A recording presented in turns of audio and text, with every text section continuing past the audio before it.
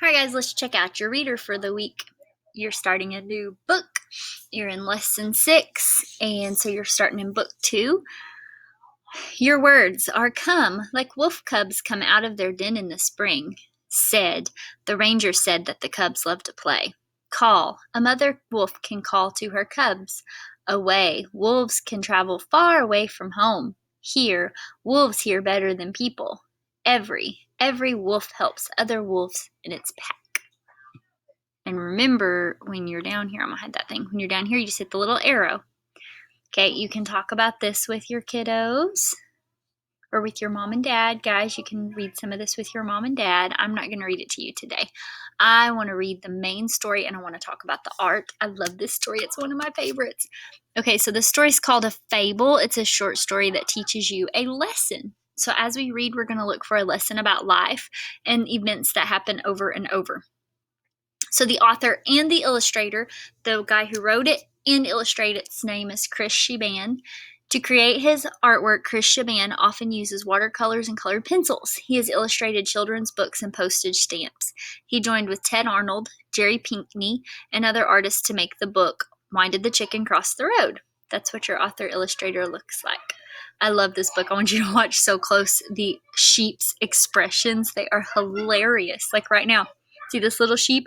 And that little sheep, they see the wolf, and that one looks so scared, and that one looks like he's choked on his mouthful of grass. It's hilarious. Maybe. Okay. Once upon a time, a lot of fables start that way. Jack sat on a big hill. Jack had every sheep with him. It is not fun to sit, said Jack. Do you see these little marks here at the top? These are called quotation marks. That means that's where somebody's voice turned on and where somebody's voice turned off. On this particular instance, it's Jack. So Jack started talking here and he stopped talking there.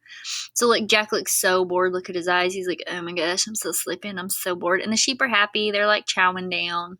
Good stuff, good stuff. I will yell wolf for fun. And there he goes, wolf! And look, that sheep, like he just spit his mouth full of grass out. Look how big his eyes got. His eyes popped out. And he's like, oh my gosh. And this sheep is freaked out, and that one's hiding behind a tree.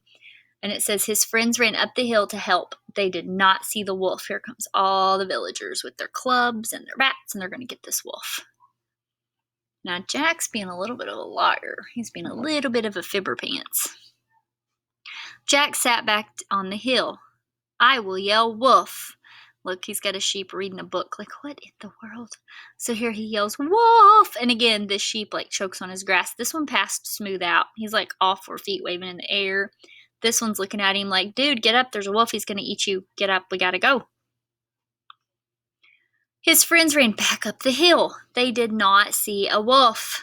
So Jack's fibbing. That sheep is angry. He's like, dude, you scared me, and I choked on my grass for no reason. And Jack's kind of like, heh, I'm tricky. Jack sat back on the hill, it says. Wolf got up on a rock. Uh-oh, so this time it's like a for real wolf, and he's lied, so now nobody's gonna believe him. Jack and his sheep ran away. Look at this one, he's got his hands up like, I'm freezing, don't hurt me. Did you hear me call, said Jack. You did not come. You cannot trick us, said Nell. Look at all these stinking sheep. This one's in a hot air balloon. I don't know where he got a hot air balloon, but he's flying plumb out of the country. This one's in disguise.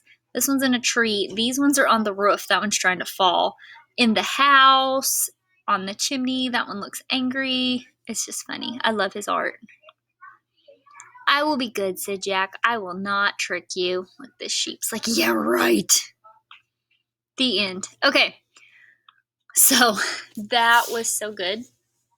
I love this story. I love the art. It's one of my favorites. Make sure you're reading it every day with your mom and dad and look at the art in it. You're going to really like it. The next story that goes with your main big story is The 3 Little Pigs. You've all heard The 3 Little Pigs. In your book club for the week, there's a whole room full of books that have to do with pigs and the 3 little pigs, and so it ties in with Jack and the Wolf. So I'm going to go ahead and read this to you too. You can practice reading it with your mom and dad. It's also, the first one was a fable. It taught you a lesson. This one is a fairy tale. A fairy tale is a story with characters that can do amazing things. Those stories are very old and have been retold over many years. So once upon a time, there were 3 little pigs. The first pig made a straw house. Soon he could hear Wolf call out, "Let me come in," said Wolf. See, there's his little voice where it turned on and off. "No," said the pig. "Well, huff and I'll puff and I'll blow your house in," Wolf said. Uh-oh, and it blew his house plumb over. Oh my goodness. The second pig made a stick house. "Let me come in," said Wolf. "No," said the pig. Ruh-roh, we know how this is gonna go. "Well, huff and I'll puff and I'll blow your house in," Wolf said, and there they go, they're running away. Yikes. The third pig got bricks. He used every brick to make a strong house. Wolf could not blow this house in. Wolf gave up and ran away, and the 3 pigs lived happily ever after. Look, there they go. Bye, bye, Wolf. Bye.